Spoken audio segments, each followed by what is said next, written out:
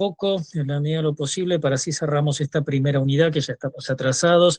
La semana que viene, recuerden que tienen clase presencial, ¿eh? Los 2 días es presencial, tanto el miércoles como el jueves es clase presencial, después lo repito al final. Les comparto un poco con el PowerPoint, con esto estuvimos trabajando, espero que funcione bien. A ver, déjenme ver. A ver qué está pasando. Ya les digo, a ver si lo podemos compartir.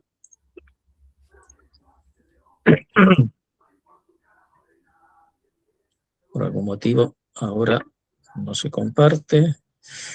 Quería...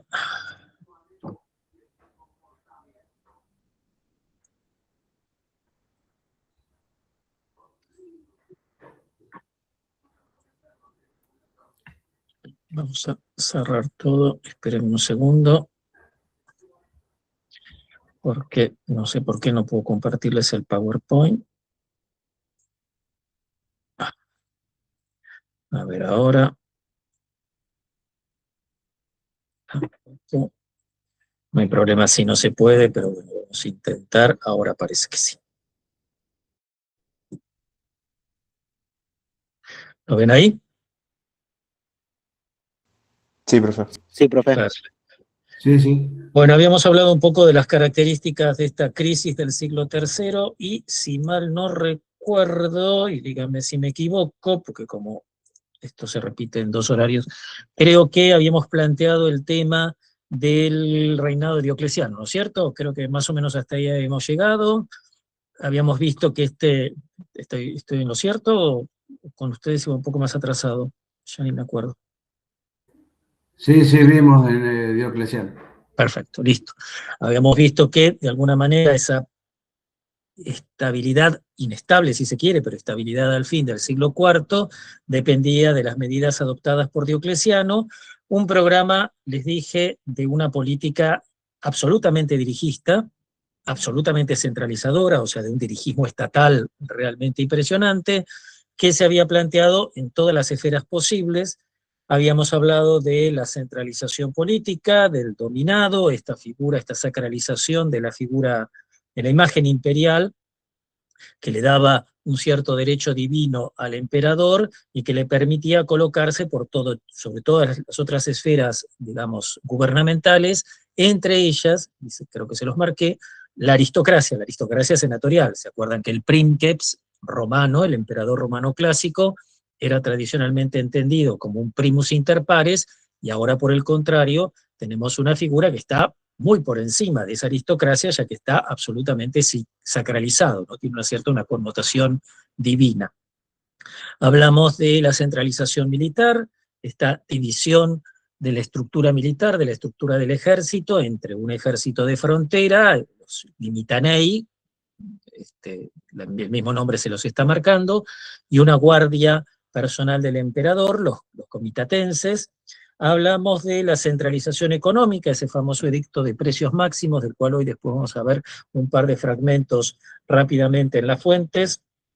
La extensión de la carga fiscal, de la carga impositiva, y esta anona, acuérdense que es una palabra muy ambigua, hago una salvedad muy importante, siempre, les dije en la primera clase, utilicen diccionarios, ahí entre la bibliografía tienen uno en particular, pero puede ser cualquiera, porque las palabras, como ocurre siempre, van cambiando su sentido a lo largo del tiempo, y de hecho esta es una de las que ha cambiado mucho.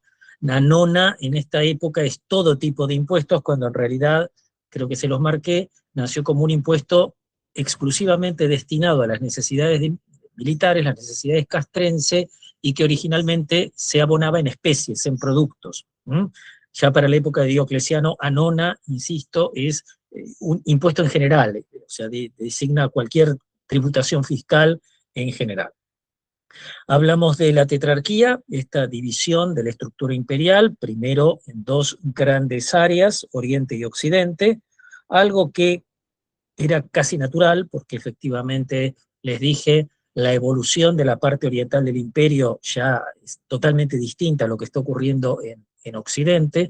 Por ahí Wickham les dice que de alguna manera la supervivencia de la parte oriental del imperio se hizo a expensas de entregar Occidente a los germanos, cosa que en parte es cierto, ocurrió efectivamente así, y luego la subdivisión de cada una de esas dos zonas en otras dos, dando lugar a esta estructura de 4 encargados, la famosa tetrarquía, 2 Augustos y 2 Césares asociados, que en teoría estaba destinada a conseguir un mayor control, cosa que parece que se logró, ya que cada uno ahora comandaba una región muchísimo más pequeña, 1/4 del antiguo imperio, ya era imposible seguir manejando con una única cabeza semejante extensión territorial, ahora cada uno tenía un control más efectivo, cada uno, quiero decir cada uno de los responsables, ¿no? Tenía un control más efectivo del cuarto que le correspondía, pero que para algunos eso presupuso, y después lo vamos a ver en alguna fuente, eso presupuso aumentar la burocracia, porque ahora ya no se trataba de una burocracia única, sino que cada parte tenía su propia burocracia. Cuando hablo de burocracia, recuerden que me refiero tanto a burocracia civil como a burocracia militar. La militar, claro está, mucho más onerosa en esta época que la civil, pero las dos de alguna forma van de la mano. Esta cuadruplicación de la burocracia va a dar lugar a lo que algunos han calificado de la hiperburocratización del Imperio Romano tardío, del Bajo Imperio Romano, que obviamente, si hay una hiperburocratización, lo que va a haber es una mayor necesidad de recursos para cubrir, lógicamente, el gasto que supone esa burocracia, en una época, como vimos en la clase pasada, en donde ejercer una función para el Estado no era entendido como una carga honorífica, como ocurría antiguamente cuando todo esto estaba en manos de la aristocracia senatorial, era ahora, por el contrario, una carga tributaria para el Estado romano, y como toda carga tributaria, también a su vez implicaba la necesidad de una mayor recaudación. Había que conseguir más impuestos para recaudar más y con esto solventar los gastos que suponían esa enorme burocracia. Bueno, y por último, bueno, pero esto es más rápido, la centralización ideológica y ese conflicto que se plantea con los cristianos a partir de las medidas imperiales que tienen que ver con la divinización, ¿no? El dominado, la sacralización de la figura imperial, la obligación de que todos tributen reverencia a la figura imperial, cosa que obviamente lleva al choque con los cristianos que se niegan, y aquello que para el Estado es un conflicto de índole política, en el mundo cristiano es entendido, claro está, como un conflicto de índole religiosa, como una auténtica persecución religiosa, cosa que para los romanos de ninguna manera tenía ese carácter. Y entiendo que habíamos visto un poco hasta ahí, si mal no recuerdo, díganme si me equivoco, pero más o menos estuvimos ahí. Bueno, ¿qué presupuso esta política de Diocleciano? Bueno, obviamente, como se imaginarán, esta política dirigista habrá de fracasar en poco tiempo, dura lo que dura probablemente el reinado de Diocleciano, la propia tetrarquía, les dije, se disuelve en la segunda generación de los tetrarcas, hay una lucha de poder impresionante, y comienzan a aparecer, en realidad es algo que ya viene de antes y que en esta época se profundiza, y estoy hablando del siglo IV, V, se empieza a profundizar, que son estas formas de relaciones entre particulares a los efectos de superar, si se quiere, sobrellevar esta particular asfixia económica por la que estaba atravesando el imperio. Hablamos del colonato la vez pasada con ustedes, eso, si alguien, no veo a ninguno, así que no sé si alguno... No vimos eso. ¿Eso no lo vimos, seguro? Bueno. Seguro. A ver, cuidado con los términos porque esto hay que tener mucha precaución en cómo se usan los términos. ¿Qué es esto del colonato y del patroquinio y demás? Pensé que lo habían visto con Hernán. La interpretación tradicional sostiene que en determinado momento la carga fiscal exigida por la cantidad de impuestos exigidos por el Estado romano era tal que la población campesina tuvo que afrontar esa enorme magnitud del problema, acudiendo a distintas estrategias para lograr sobrevivir al margen, podríamos decir, de esa tributación. Una de esas estrategias es lo que se conoce con el nombre del patrocinium potentiorum, o sea, literalmente el patrocinio de los poderosos. ¿Qué es esto del patrocinio de los poderosos? Es una práctica que aparece atestiguada por primera vez en Oriente, concretamente en las provincias egipcias, pero que curiosamente después se va a extender más por Occidente que por Oriente. En Oriente las autoridades imperiales tuvieron más precaución para controlarla. ¿Y en qué consistía esto del patrocinium potentiorum? Eran familias campesinas, propietarios campesinos libres, o sea, propietarios de pequeñas tierras, que ante la enorme, insisto, presión fiscal, ante la imposibilidad de seguir pagando los impuestos que exigía el Estado romano, lo que hacían, la costumbre imponía, donar, ceder, regalar, llámenle como quieran, las tierras que les quedaban a un poderoso local, por eso lo del potentiorum, del potente, del poderoso local, se las cedían. Al cedérselas, ya se imaginarán que estaban desligándose de la iugatio, digamos, de la tributación que le correspondía a esa tierra, porque ahora la tenía que pagar el nuevo dueño, le hace el poderoso, y este poderoso, a cambio de ese regalo que se les hacía y esta posibilidad inmediata que tenía de conseguir tierras gratis, lo que les ofrecía a estas familias campesinas era la posibilidad de seguir viviendo en esas tierras, que en general se las daban un tanto aumentadas, porque cuando uno hacía esto era porque se había quedado con la mínima superficie, digamos, necesaria para vivir, les permitían seguir viviendo en esas tierras, obviamente ya no como propietarios, sino como tenentes, como ocupantes del suelo, y a cambio de ese derecho les exigían o se les pedía que abonaran una renta que solía ser o en metálico, digamos como un arrendamiento, o en especies, en productos, o inclusive en trabajo, que son las famosas corguatae, de donde viene el término medieval de las corveas, las obligaciones laborales que tenían los campesinos, de los cuales vamos a hablar largo y tendido, ¿sí? O sea, el derecho a seguir viviendo como tenentes suponía para el señor, bueno, me vas a entregar a cambio una renta, que les repito, podía ser en metálico, en especies o en trabajo, ¿sí? Ese propietario se transformaba de esta manera en un colonus, ¿sí? Otra palabra que cambia significativamente de sentido a lo largo del tiempo. Si ustedes, repito, usen siempre diccionarios, léxicos de términos medievales. Colonus es una palabra antigua, ya viene desde mucho antes en el vocabulario latino. Originalmente colonus, en el vocabulario latino clásico, era sinónimo de arrendatario. Era una persona que arrendaba un campo y pagaba un canon, un arrendatario cualquiera, ¿sí?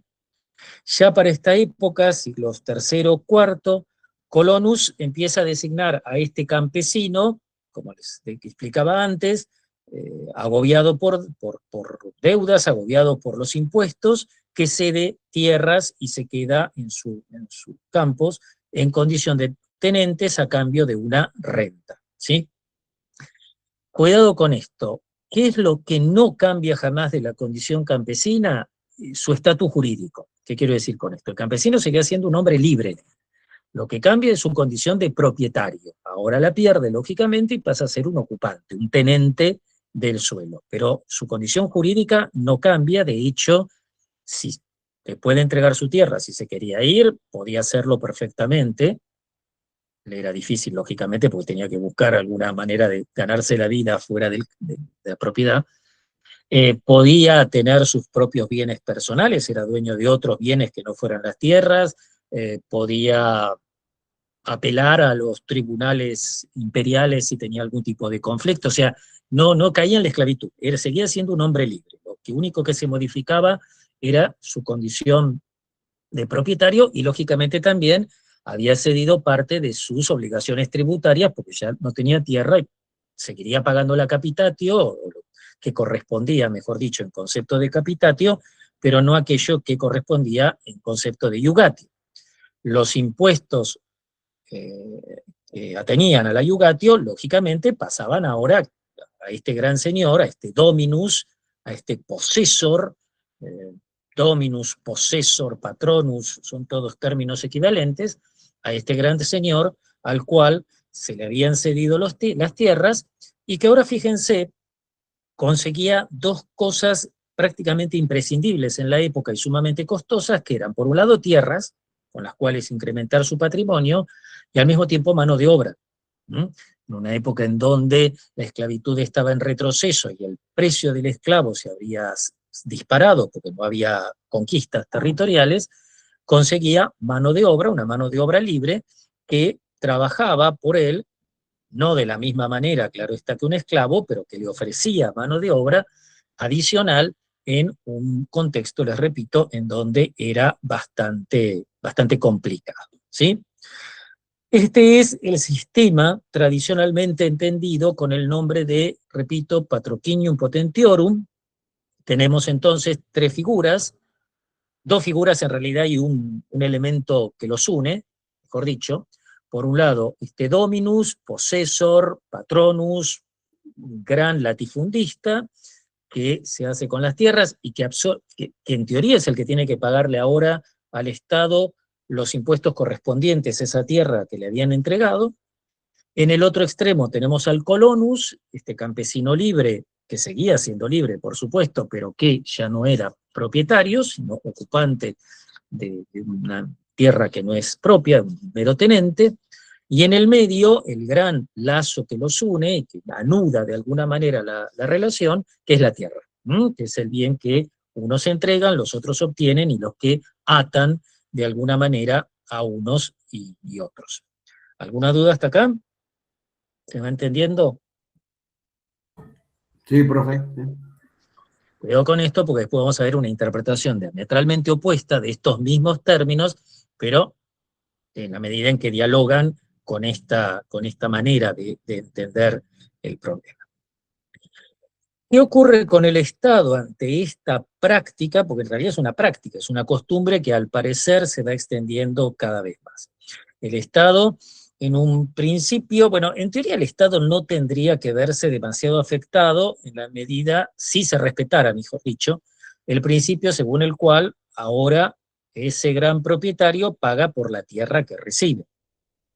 Pero ya sabemos que la evasión fiscal se considera evasión de impuestos. Bueno, a ver, la evasión fiscal es el gran problema de la época y siempre es mucho más fácil para un gran propietario evadir impuestos que para una familia campesina.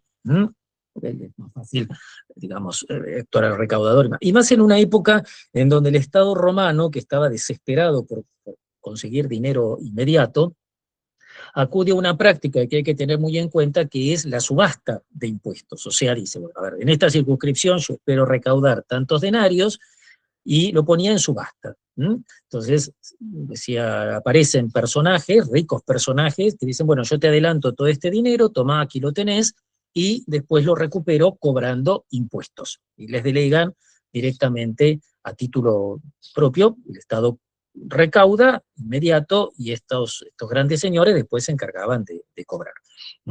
Obviamente estos grandes señores, cuando tenían que efectuar esa recaudación, arreglaban con los otros grandes señores y trasladaban la carga a las clases más bajas. O sea que el problema para el Estado, podríamos decir, es bastante particular, porque se suponía que tenía que seguir recaudando lo mismo, no era así, les repito, porque la evasión fiscal era una cosa absolutamente presente. O sea que el Estado en un principio intentó coartar estas modalidades de asociación personal, porque es eso, es una forma de que yo me arreglo con vos y vos te encargás de lo que yo le debo al Estado, de eso se trata. Intentó coartarlas porque se dio cuenta que estaba perdiendo, si se extendía esta modalidad, esta forma de asociación, hasta que finalmente sostienen quienes apuntan a esta interpretación, hasta que finalmente advierten que les resulta absolutamente imposible, y entonces lo que intentan por lo menos es que estos grandes propietarios, estos grandes señores, paguen lo que tienen que pagar. Y los obligan, y ahí está la famosa medida de Diocleciano, de Constantino, del 332, los obligan a registrar a sus coloni dentro de sus registros catastrales. ¿Se acuerdan cuando vimos que tenían que hacer la declaración impositiva, digamos, y demás, de bienes cada ciudadano romano? Bueno, ahí listaban, tengo tantas tierras, tantos animales, tantos esclavos. En teoría, después del 332 tenían que poner, tengo tantos coloni. Y el recaudador, el agente fiscal, establecía, bueno, me corresponden por tanto coloni, tanto en carácter de capitatio, o sea, los colocan como un bien más dentro de las propiedades, podríamos decir, del señor. Insisto, sin que se modifique su situación jurídica, siguen siendo libres, eso no cambia en esta época de ninguna manera. El esclavo es esclavo y el libre es libre, pero con una libertad absolutamente muy limitada, porque si el propio Estado te los está obligando a declarar a los que tenés, bueno, hay una movilidad prácticamente paralizada de parte de estas familias campesinas, que de hecho tampoco tenían mucha voluntad de abandonar el campo, porque si lo abandonaban era prácticamente imposible, salvo que se fueran a vivir a la ciudad y dependieran de las prebendas estatales, pero si no era eso, no había manera de seguir solventándose la vida. Vamos a analizar un poco los documentos. Les pido si me prenden algunos la cámara, si los veo un poquitito. Quiero que vean, por favor, a ver si puedo ver alguno, dentro de los documentos que tienen, vamos a ver uno muy corto que es el número 4, el que dice colonato, ahí lo tienen en la selección, fíjense. Es justamente un fragmento del Código Teodosiano, o sea, es la medida adoptada por Constantino el 30 de octubre del 332, que habla de este problema del colonato. A ver, ¿qué es lo que dice el texto? Son 3 líneas, es muy sencillo. Toda persona en cuyo poder se encuentre, ¿lo tienen ahí a mano? ¿Lo pueden seguir? Toda persona en cuyo poder se encuentre un colono perteneciente a otro, no solo deberá restituir dicho colono a su lugar de nacimiento, sino que deberá hacerse cargo de la tasa de capitación de ese hombre por el tiempo que hubiese estado con él. ¿Cómo lo analizaría? ¿Qué establece el Estado?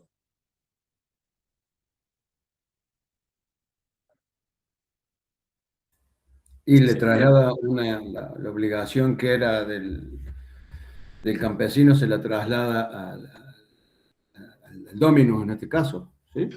Bueno, por un lado está bien, correcto, porque obliga al dominus, o el posesor, o como quiera llamarlo, a asumir la capitatio correspondiente, que evidentemente no se pagó, por el tiempo que estuvo bajo su patrocinio. Perfecto. Y además, ¿qué tiene que hacerlo?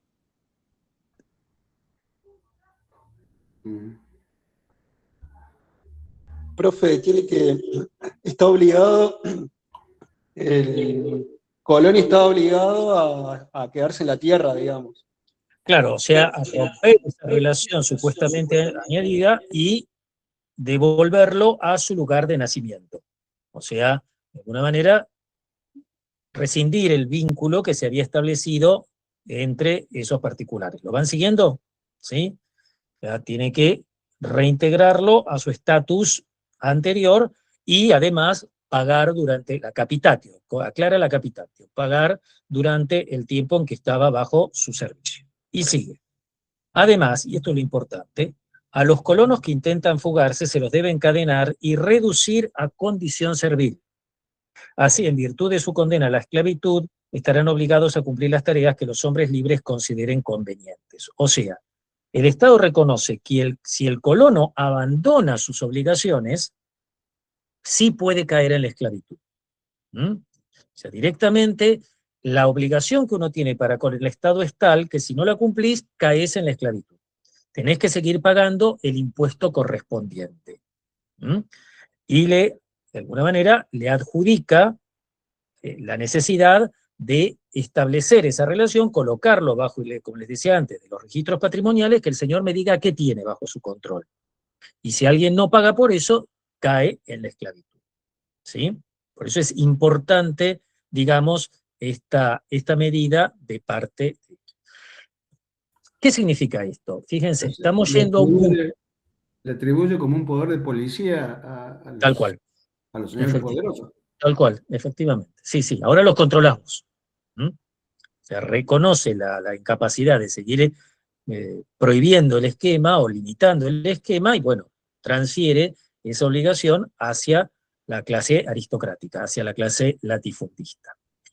Les decía, ¿qué es lo importante de esto? Pues estamos yendo a un mundo en donde lo que está primando más es el conjunto de relaciones entre particulares, de relaciones entre los ciudadanos y el Estado, porque te están poniendo prácticamente bajo la dependencia, la autoridad de otro privado, de otro particular. El Estado está siendo cada vez más mediatizado, está desapareciendo dentro de esta relación. Yo me arreglo directamente, el propio colono, yo me arreglo con un señor, punto. ¿Sí? Lo que después de iba al concepto de impuestos y demás, el Estado me está yendo a desaparecer progresivamente. Y acá tenemos a ver si me siguen, un punto muy importante para todas las explicaciones acerca de la crisis del Imperio Romano, que es el hecho de que lo que se está perdiendo es la legitimidad del Estado. Los Estados caen cuando la gente ya no cree en ellos, cuando advierten que ya les es más inútil y más perjudicial y más gravoso que otra cosa. Y esto pasó en Roma. Acá lo que se produce es una crisis de legitimidad que el Estado en su desesperación hasta avaló en gran medida, pues dijo, bueno, arreglate con el particular, pero que alguien me pague impuestos. Entonces hay un eclipse, podríamos decir, de la figura estatal, y estamos yendo a un mundo donde priman las relaciones entre particulares. Hay una progresiva pérdida de legitimidad del Estado romano. ¿Entienden esto? Pues esto sí es muy importante. ¿Sí? ¿Queda claro cómo se están anudando estas relaciones? Y vuelvo a repetir, el Estado queda completamente mediatizado. Profe, una preguntita, Decime. perdón. Es con respecto a eso no tiene que ver con la delegación, la delegation. No. La delegatio es simplemente un término que hace referencia a un aspecto del panorama impositivo romano. Acordate, es el momento en que se le asigna la deuda al contribuyente. Después de que vos me declararas cuántos bienes tenían y yo te los reducía a esas unidades, capitatio y ugatio, te decía, bueno, me vas a tener que pagar tantos denarios. Esa es la delegatio, es la delegación de la deuda. ¿Sí? No, yo estoy haciendo referencia a una cosa mucho más profunda y más amplia también, que es esto de que, repito, estamos yendo a un mundo en donde al parecer priman las relaciones entre particulares frente a las obligaciones que uno puede tener para con un Estado soberano. En la medida en que no quiero pagar impuestos, me arreglo por este. El peso de los impuestos, dicen algunos autores, llegó a ser tal, no sé si lo vieron ahí en el texto de Wickham, el de la otra transición, que dice en un momento que el peso del impuesto era el doble de la renta. O sea, el Estado exigía 2 veces más que lo que uno tenía que pagar aparentemente en carácter de renta a un particular. Por eso la gente prefería colocarse bajo estas formas del patrocinio que seguir dependiendo de un Estado que me pedía y no me retribuía en nada. Porque de eso se trata. Una acotación que alguien a la mañana me hizo la pregunta y lo advertí y vale la pena. Cuidado con la diferencia entre impuesto y renta. Impuesto es lo que se paga al Estado, exclusivamente.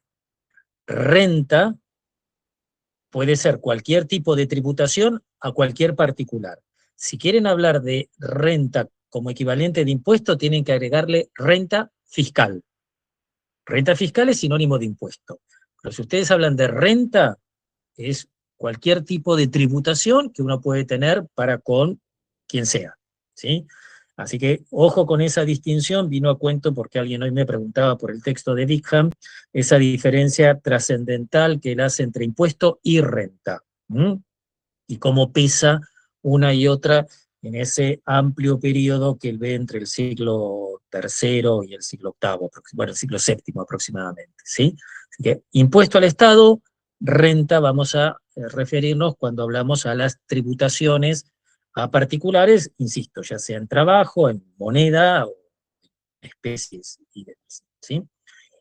Estamos yendo entonces a un mundo en donde se afianzan estos grandes, aparentemente se están afianzando estas grandes propiedades, estos grandes latifundios, fundus, otra palabra clave, dominus, possessor, patronus, como quieran, colonus, en la otra escala les dije, y lo que está en el medio, el fundus, la gran propiedad, el latifundio, la tierra grande. Les decía, un panorama, un esquema en donde están primando estos grandes latifundios, ahora trabajados tanto por esclavos, como en la huila clásica, como por estas familias campesinas libres que viven ahí, que cada una tiene su parcela, etcétera, etcétera, y demás, y que además le tienen que entregar productos y trabajos al señor, y que grandes latifundios, perdón, que tratan cada vez más de volcarse a un sistema autárquico, una economía autárquica, o sea, lógicamente, los señores querían que en esas grandes propiedades que tenían se produjera absolutamente de todo y depender lo menos posible del mercado, porque siempre es una pérdida, ¿no? Si uno tiene que comprar aquello que no produce, siempre está perdiendo. O sea, tratar de ir hacia una autarquía económica cada vez mayor. Nunca fue total, ahí lo dice ahí, porque hay ciertos productos que es absolutamente imposible de fabricar dentro, de conseguir dentro del fundus, dentro de estos grandes latifundios, sobre todo productos suntuarios, que los señores obviamente consumían, de eso sí, claro está, tenían que seguir siendo comprados, tenían que seguir siendo provistos a través del comercio, pero más allá de eso, el resto, la tendencia es ir a la autarquía, y de hecho para alguna corriente historiográfica ahí está el auténtico pasaje entre el mundo antiguo y el mundo medieval, entre una economía no autárquica, plenamente dependiente del comercio, como era la economía romana, el imperio romano, imperio eminentemente comercial, y estamos pasando a una economía plenamente, o que buscaba al máximo un modelo autárquico, un modelo de producción autárquica, ¿sí? Insisto, en algún momento se pensó que ahí estaba el pasaje entre el mundo antiguo. Algunos dicen el pasaje de economía monetaria, perdón, a economía no monetaria, pero en realidad más que eso, porque la moneda tampoco desapareció, el gran clivaje parece estar en esta transición entre modelos modelos económicos no autárquicos y modelos autárquicos, ¿sí? Quedó claro entonces lo que es el patrocinio y el sentido que tienen estos tres términos que les dije, possessor, fundus y colonus. ¿Se entendió bien? Porque si no, no van a interpretar la contratesis que se ha propuesto con respecto a estos mismos términos, y eso es lo significativo. Sí, sí. ¿Alguna duda? Sí. No, no. No sé quién es. Ah, no, No. ahora sí que no veo a nadie. Bueno, perfecto. Bien, avancemos un poco, así vamos ganando tiempo. Bueno, a ver, tenemos este declive económico, bueno, esto ya hablamos la vez pasada, si mal no recuerdo, todos los cambios que significó la aparición del cristianismo y sobre todo en la formulación del edicto de tolerancia del 311, creo que sí, que lo hablamos, no entro ahora en esto porque me voy a extender mucho, y sí quisiera ingresar en esto, que es uno de los textos de ahí, tienen en la bibliografía obligatoria, que espero hayan leído, así lo hacemos bien rápido, que es el de Salraj, esta contrainterpretación de los problemas económicos del imperio romano. A esta contrainterpretación, por una cuestión operativa simplemente, la vamos a conocer como tesis fiscalista, en tanto a lo que vimos hasta ahora se la suele llamar tesis, no hay un término, digamos, concreto, pero se la suele conocer como tesis tradicionalista. O sea, todo lo que vimos hasta ahora es más una imagen tradicionalista, y por el contrario, ahora vamos a empezar a hablar de lo que se llama la tesis fiscalista, que no es tan nueva tampoco, debe tener unos 40 años aproximadamente, un poquito más, pero bueno, de alguna manera es una contrapropuesta a la manera en que se entienden, a la forma en que se entienden los problemas económicos del Imperio Romano. Una salvedad importante, esta contratesis, si se quiere, no está formulada a partir de documentos nuevos, porque no los hay, o sea, no es que se han encontrado nuevos documentos que nos han obligado a modificar por completo todo lo que sabíamos sobre los problemas económicos del Imperio Romano a partir del siglo III, sino que lo curioso es que son exactamente los mismos documentos que venimos trabajando hasta ahora, pero que van a ser entendidos de otra manera. O sea, lo que cambia es la interpretación, pero la base documental es exactamente la misma. ¿Qué es esto de la tesis fiscalista? Los fiscalistas son historiadores que retoman a un personaje bien conocido de ustedes, porque segurísimo que lo vieron en la historia antigua, que es Finlay. Finlay retoman, es decir, los fiscalistas están muy alejados desde el punto de vista ideológico de Finlay, porque no comparten el marxismo de Finlay, pero toman de Finlay un concepto clásico, básico, de su pensamiento, que es no la presencia, más bien la interpretación del Estado en la antigüedad como una instancia que intervenía de manera decisiva en la vida económica y social. Este es un concepto básico del pensamiento de Finlay, este Estado, digamos, permanentemente presente en la vida económica y social del mundo antiguo, que los fiscalistas retoman en ese sentido. Bueno, uno de los fiscalistas que ustedes tienen ahí es Goffard, él adscribe a la tesis de los fiscalistas, y lo que entienden los fiscalistas es esta presencia permanente del Estado en la vida de Occidente y sobre todo en los canales fiscales, ¿sí?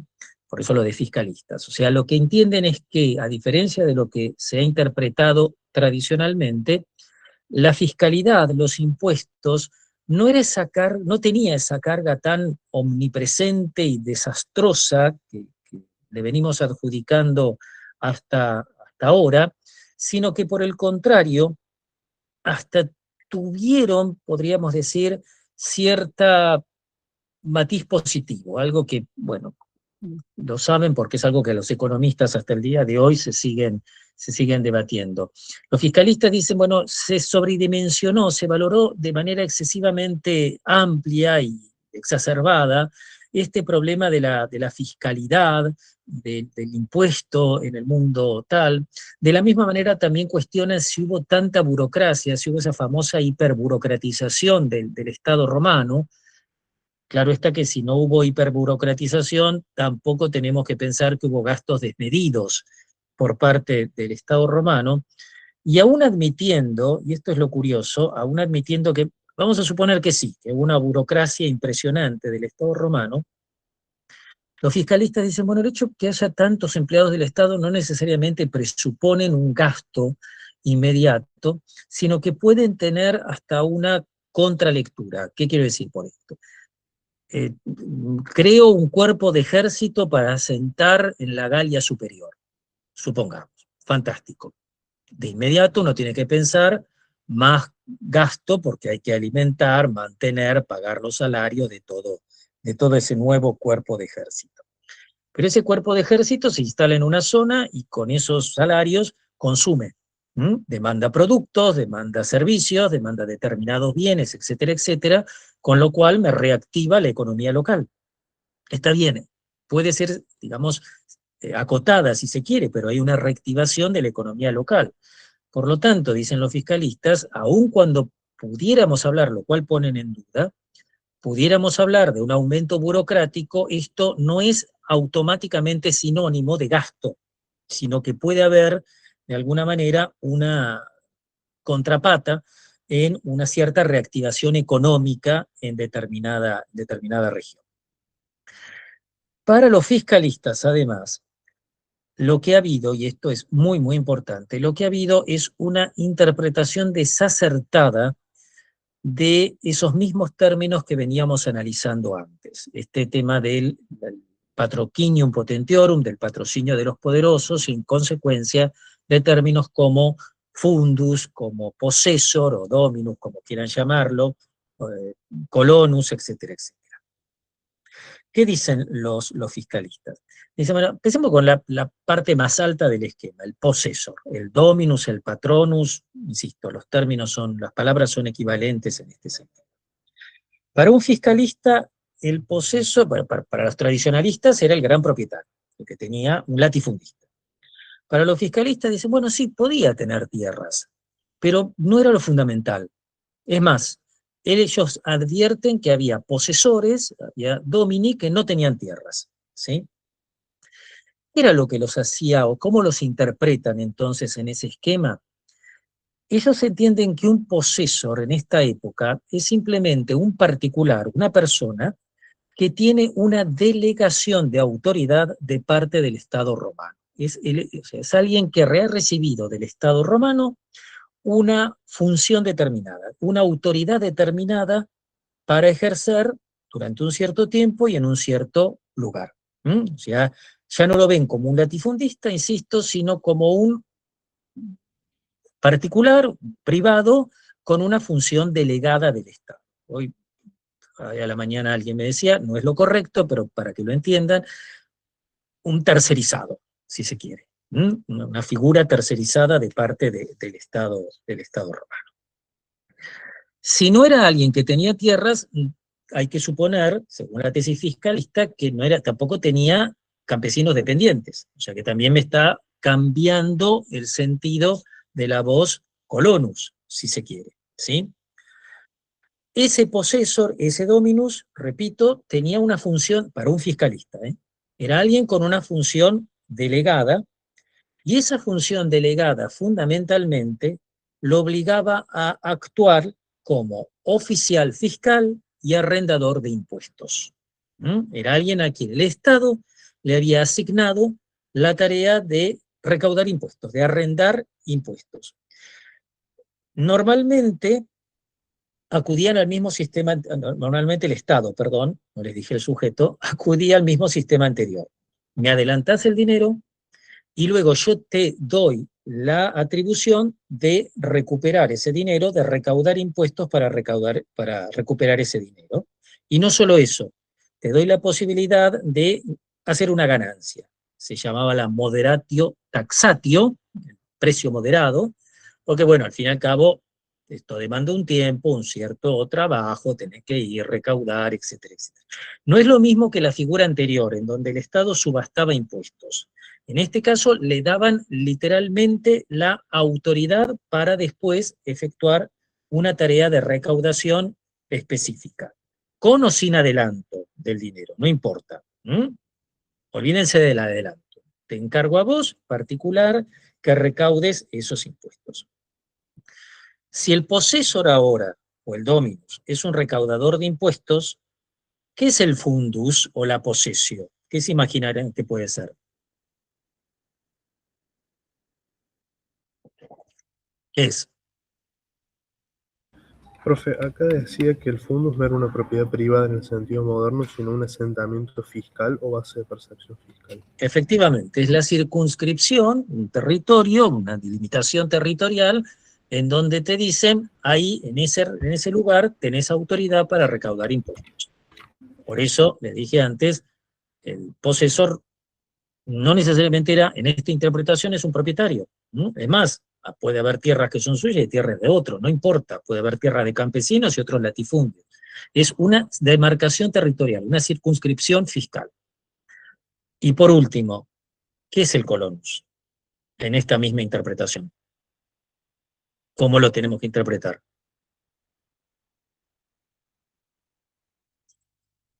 Si el posesor ahora no es latifundista, sino un recaudador fiscal, el fundus no es un latifundio, sino una demarcación fiscal, ¿el colonus? ¿El que tributa? Es un contribuyente, efectivamente. Es sinónimo de contribuyente, es aquel que tributa dentro de ese fundus, o esa posesio, dentro de esa circunscripción. El posesor tenía la facultad y la obligación, insisto, delegada por el Estado romano, de tener el catastro del fundus, anotar todos los contribuyentes, todos los coloni, recaudar los impuestos y después hacer los pagos que le indicaban desde la administración central, o territorial, como sea, provincial, lo que sea, ¿sí? Si siguen esta misma línea, fíjense que ya cuestionamos la idea de la hiperburocratización porque el Estado no estaría funcionando con una enorme cantidad de agentes propios, de burócratas, sino con una cantidad, por el contrario, bastante más limitada de particulares que actuaban en nombre y representación del Estado romano. Por eso, insisto, la palabra no es una tercerización en el sentido actual, pero se acerca mucho. Nos ayuda a comprender esto. ¿Sí? Entonces, te termino la idea, Juan, dame un segundo. Entonces, ya no tenemos un imperio burocratizado, sino todo lo contrario, un imperio que está funcionando con un número muy limitado de agentes y que, por otra parte, no demandan salarios, no están demandando gasto al Estado. Ellos les dan la posibilidad de hacerse la ganancia, pero no le exigen salario al Estado.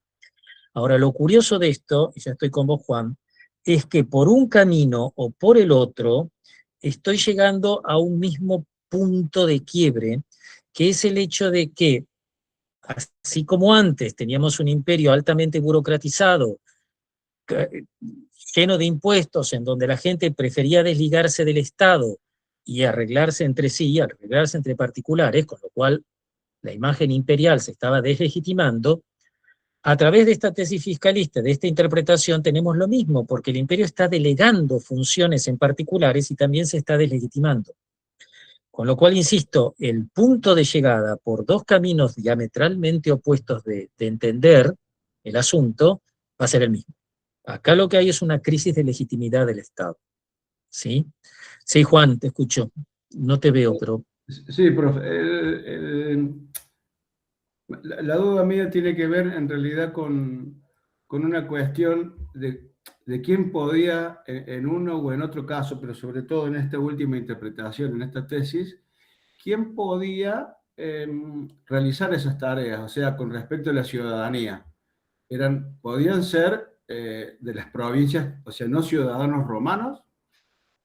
No, ciudadanos romanos tenían que ser, porque si tenían, digamos, si el Estado los reconocía como particulares capaces de representar al Estado romano, tenían que ser indudablemente ciudadanos romanos. Sí es cierto que se seleccionaba dentro de la propia región, dentro de la propia región, quiere decir de la propia región donde ejercían su función. Claro. Ya no era el recaudador que iba desde la capital, desde Roma, hasta la lejana provincia que nadie conocía, para recaudar impuestos y después llevarlos. Lo cual, esa es una buena pregunta, porque fíjate que estaban delegando la autoridad en las propias personas de la zona que conocían bien el territorio y que hacían una mejor recaudación impositiva, ¿no? Porque sabían quiénes eran, quiénes no eran, quiénes pagaban y quiénes no pagaban. Entonces, ahí había una mayor efectividad a la hora de recaudar impuestos. No eran Pero bien ciudadanos sí o sí tenían que ser, en la medida en que eran reconocidos como agentes fiscales del Estado romano. Pero sí provinciales, eso está bien marcado, es una buena acotación. Bien. Bueno. Muy bien. ¿Alguna otra duda? ¿No? Volvamos al mismo documento que antes, al famoso esas 4 líneas del Código Teodosiano. A ver si lo puedo ver un cachitito alguno, así me divierto un rato, estoy viendo la pantalla negra. Leámoslo ahora, muchas gracias. Leámoslo ahora en función de esta nueva interpretación. Ya lo vimos en la anterior, veamos esta. Toda persona en cuyo poder se encuentre un colono perteneciente a otro, no solo deberá restituir dicho colono a su lugar de nacimiento, sino que deberá hacerse cargo de la tasa de capitación de ese hombre por el tiempo que hubiese estado con él. Si yo lo leo ahora, digo, toda persona en cuyo poder se encuentre un contribuyente que no le corresponde, un colono, ahora entendido como contribuyente, no solo debe restituir ese contribuyente al lugar que le corresponde, sino pagar los impuestos por el tiempo en que los recibió él cuando no le eran propios. ¿Sí? Además, a los colonos que intenten fugarse se los debe encadenar y reducir a condición servil, Esto todavía es más fácil de entender con esta mirada, porque si por colono es contribuyente, en Roma, desde los comienzos de los tiempos, si no pagabas impuestos, caías en esclavitud. ¿Mm? Entonces, todos los colonos que intenten fugarse se los deben condenar y reducir a condición servil. Todo aquel contribuyente que no paga, no quiere pagar y se escapa, cae en la esclavitud, lo cual es una medida que el derecho romano tenía desde siempre. ¿Mm? Entonces, así, en virtud de su condena de esclavitud, estarán obligados a cumplir las tareas que los hombres libres consideren convenientes, no importa, o sea, el fenómeno de la esclavitud. Ven como el mismo documento, por eso les decía antes, no son nuevos documentos los que me dan pauta de interpretación, sino que es el mismo documento que lo puedo leer de las dos formas. Como un modelo de adscripción territorial o como un modelo de problema de evasión fiscal, y de una delegación fiscal.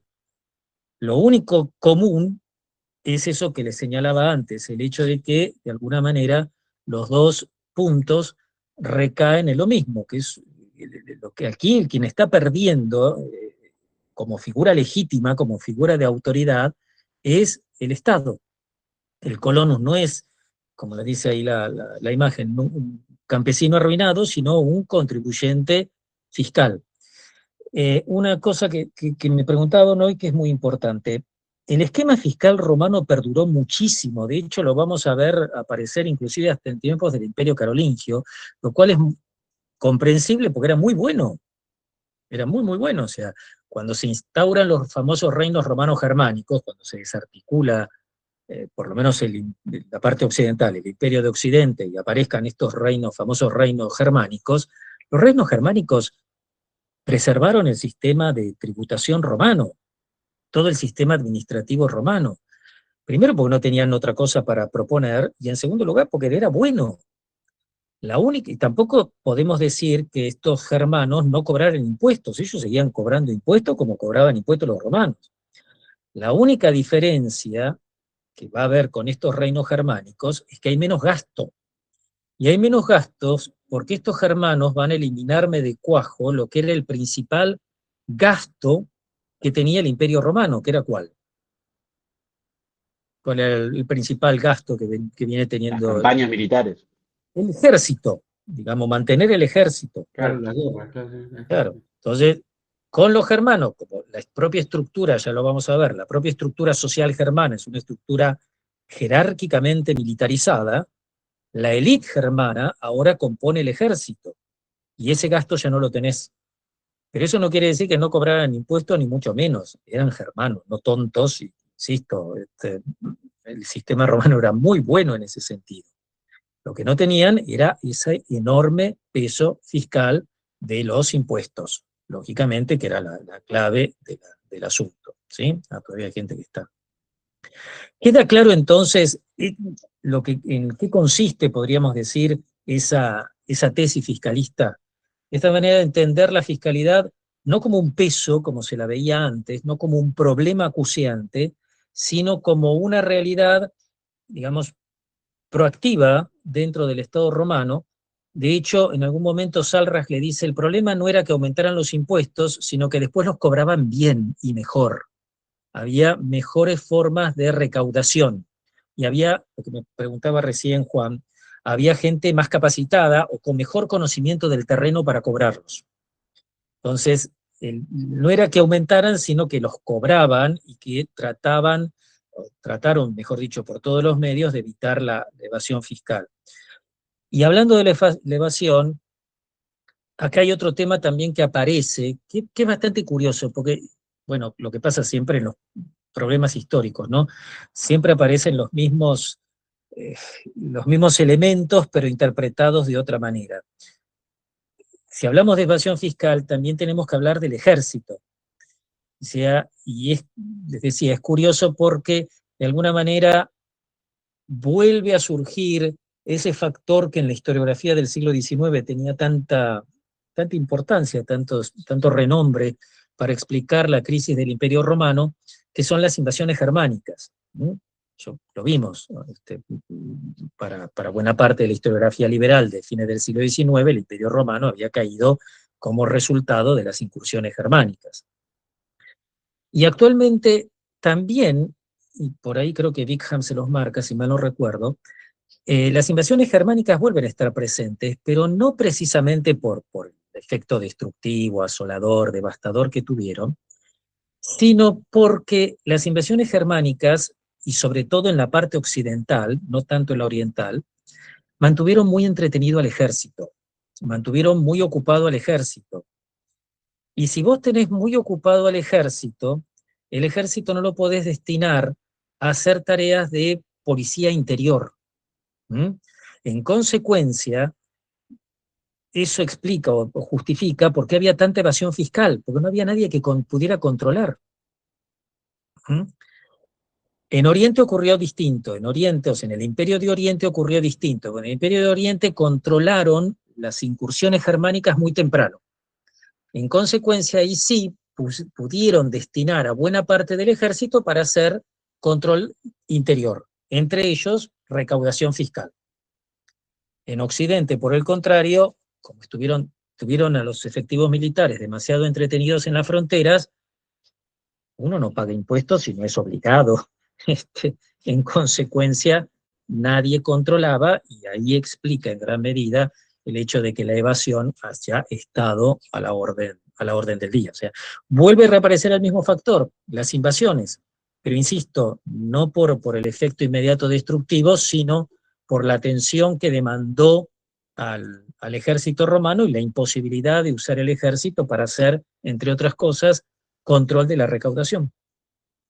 Y también una distinción ahí muy, muy importante entre lo que pasa en Oriente y lo que pasa en Occidente, que por ahí se los marca Wickham. Ya que hablamos de Wickham, precisamente, retomo un par de, sé que lo vieron algo con el profesor Garófalo, retomo un par de cosas para que quede en claro el texto de la otra transición, la lectura correspondiente a la otra transición. Saben que de cada autor tienen ahí la guía de lectura. La guía de lectura les marca precisamente cuáles son los puntos básicos que tienen que encontrar en el texto a analizar. Wickham es un tradicionalista dentro de estas dos posiciones que vimos, dentro de las fiscalistas y las tradicionalistas. Es un tradicionalista, es un marxista británico contemporáneo. Mantiene, preserva esa idea de la hiperburocratización, del peso del impuesto. Él, de hecho, le da al peso del impuesto una dimensión muy, muy importante dentro de su explicación. Y lo que nos dice es que la desaparición del mundo antiguo no tiene nada que ver con la desaparición del esclavismo o del modo de producción esclavista, cosa que ya lo están empezando a ver en los prácticos, ¿no? Con el texto de Bonasí, etcétera, etcétera. El modo de producción esclavista continuó mucho después del fin del mundo romano, de hecho, muchísimos siglos después del fin del mundo romano y demás. Para Wickham, la clave para entender el fin del mundo antiguo, decía antes, está en el impuesto, ¿no? En la famosa anona. Anona él lo toma en el sentido general de impuesto, ¿no? O sea, no con ese matiz original de impuesto, les decía, marcado para destinado al ejército recaudado en especies, sino que para él anona es todo impuesto la anona basada, en esa particular forma de abstracción fiscal que tenían los romanos y que vimos la clase pasada, que era la combinación entre iugatio, capitatio y demás. ¿Por qué es clave para él el peso, para Wickham quiero decir, el peso del impuesto?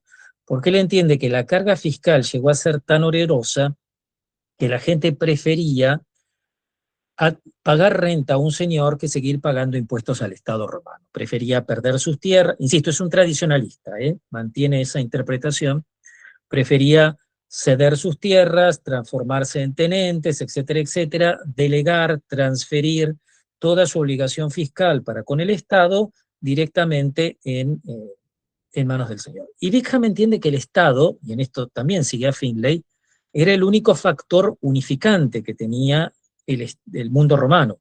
Ese enorme imperio, lo único que tenía en común era precisamente la estructura estatal, ¿sí?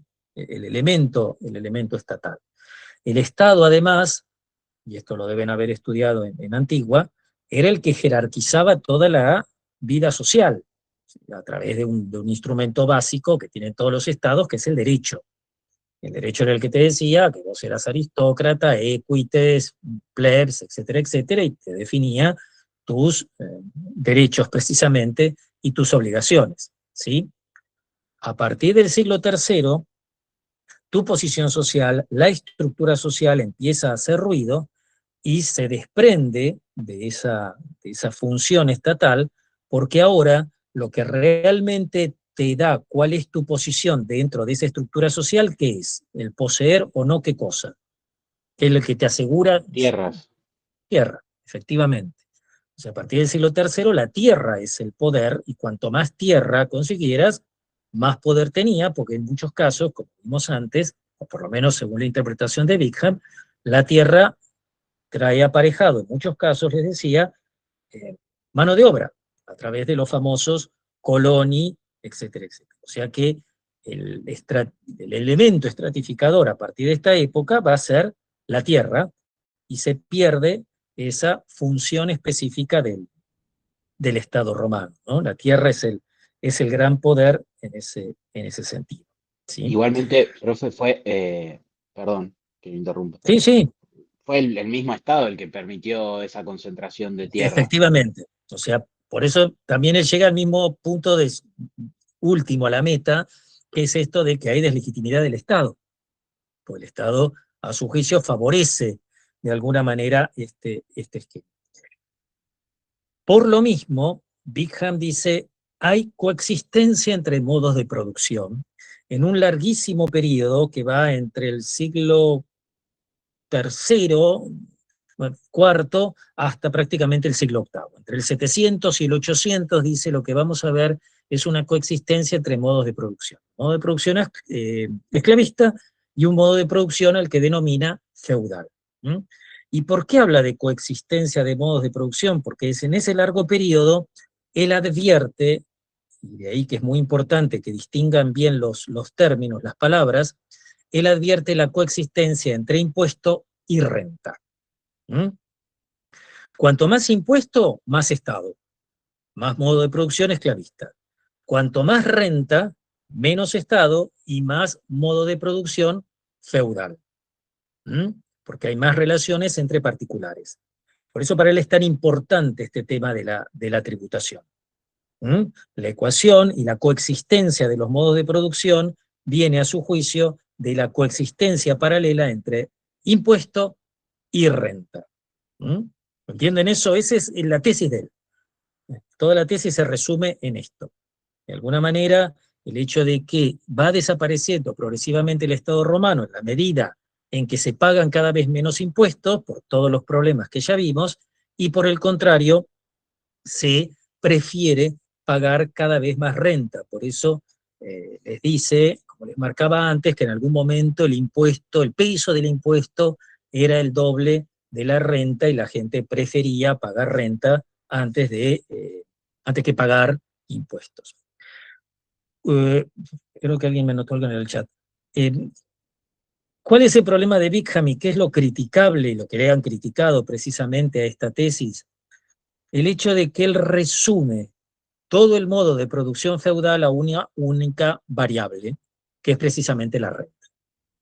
Esto es quizás lo más cuestionable de su interpretación, ¿sí? Considera que el modo de producción feudal solamente se interpreta en función de la renta, bueno, y de los elementos aparejados a la renta, como es que se anuden relaciones entre particulares por fuera de lo público, etcétera, etcétera. Pero digamos, el factor clave estaría en la renta. Entonces, coexistencia de modos de producción, repito, entre el 300 y el 700 aproximadamente, en la medida en que hay coexistencia entre impuesto y renta en ese largo periodo como tal.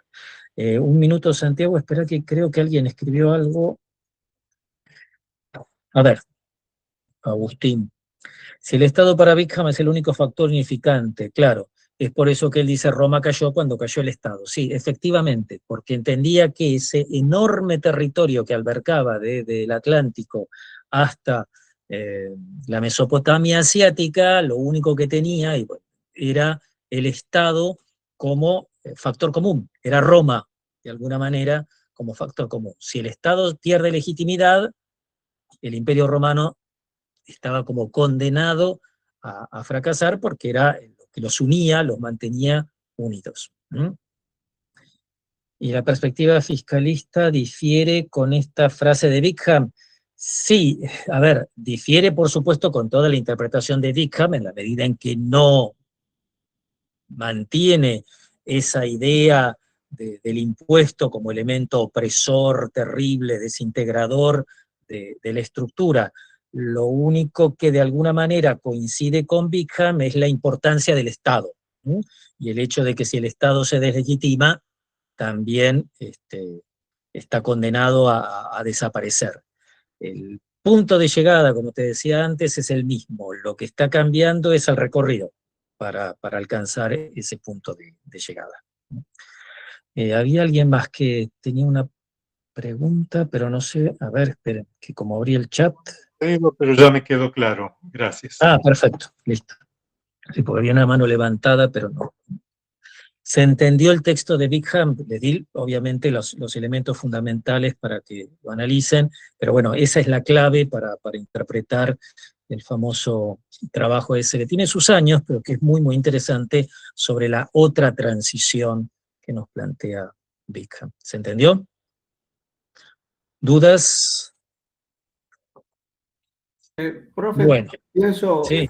tiene que haber sido muy, muy grande la carga tributaria en esa tesis tradicionalista para que una persona se resigne a perder tierra, ¿no? Porque Obvio. en cualquier época de la humanidad perder a nadie le gusta perder nada. O sea, más allá de las formas y de todo, somos muy aprensivos como especie, me parece. La